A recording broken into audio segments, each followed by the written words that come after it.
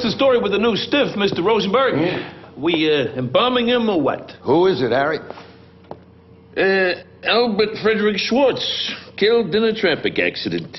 Oh, prep Mr. Schwartz for cremation, 2:30 tomorrow, Harry. Whoa! Hey, boss, come and check the equipment out on this guy, will you? Holy. 35 years in the business, I thought I'd seen everything. Harry, fetch my tools and a gallon of formaldehyde.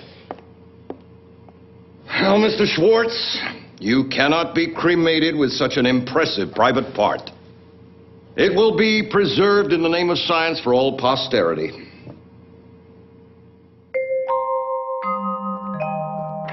Hi, honey, I'm home.